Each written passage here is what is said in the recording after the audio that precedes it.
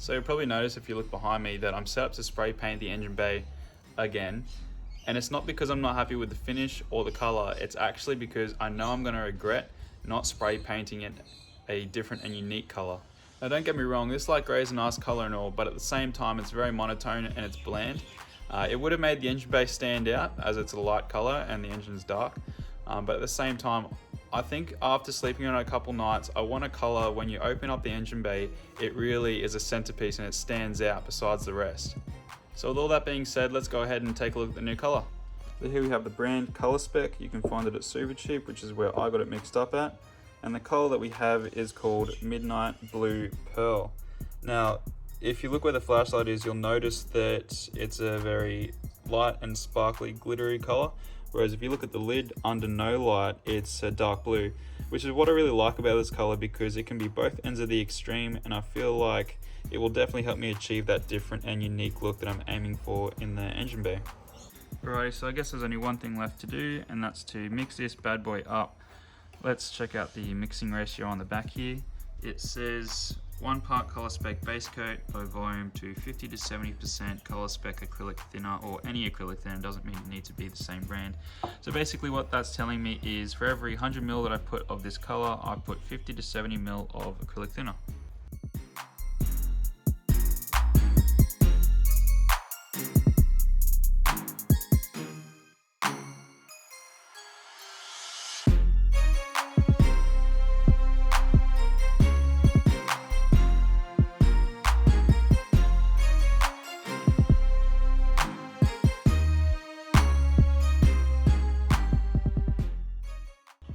Okay, so surprisingly enough, it looks like it's come up more of a purple than a blue. I'm not too sure exactly why it's set off more of a purple, but one thing's for sure is that when I do close the roller door and cut out the light, it does turn to that deep blue color. I don't really mind the purple actually. It doesn't look like there's as much sparkle and glitter through the paint as I thought there would be.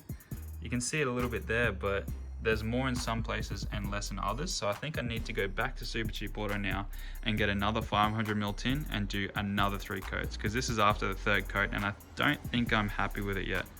But then again, the clear coat might also bring the blue through and the glitters, but I guess we'll just have to find out.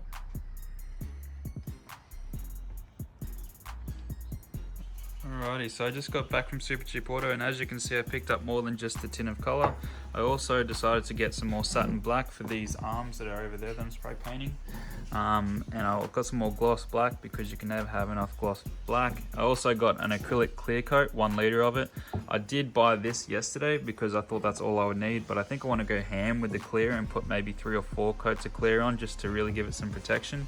And I also bought this as well just to make life a lot easier when I'm spraying with cans and I don't get paint all over my fingers and whatnot. So let's get stuck into mixing up some more paint.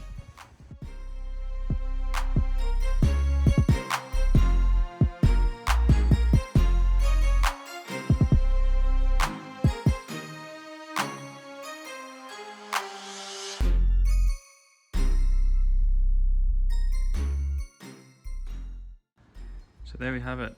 After 6 coats now, it's starting to look a little bit more glossier and has a little bit more blue tinge to it rather than a purple. It still looks purple, but right there you can see the blue under certain lights, and definitely now once I have the garage door closed, it's a deep dark sea blue. So now the garage door's closed, you'll be able to tell the sparkle and the glitter behind the paint now comes up twice as much, and I'm sure once I start adding clear to it, you'll be able to see it come through much more as well. Okay, so I've waited 30 minutes, which is what they recommended, the dry time for the paint, the color. Now it's time to mix up the clear. So let's find out the ratio on the back. Mixing ratio, 1 part color spec clear to 1.5 parts color spec acrylic thinner. Again, doesn't need to be color spec, can be any acrylic thinner. So for example, I've got a 600ml container here. I'll probably go 500 because I don't want to fill it right up to the top. So that means I'll go 200 of acrylic clear coat along with 300 acrylic thinner.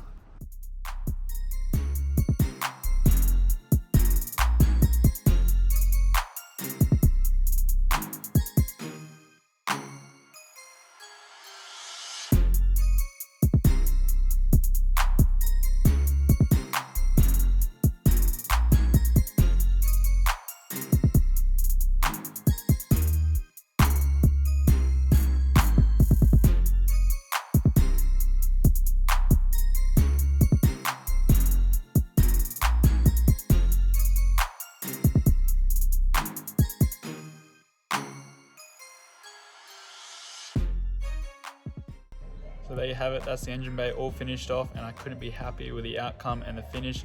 I'm so glad I went back over it with a color that's definitely unique and stands out from the rest. By the end of it all, I ended up going through 1 whole litre of colour and 1 whole litre of clear and countless trips to Super Cheap Auto. But hey, at the end of the day, I couldn't be happier with it. So that's all there is to this video. I hope you enjoyed my indecisiveness with spraying this engine bay another colour again.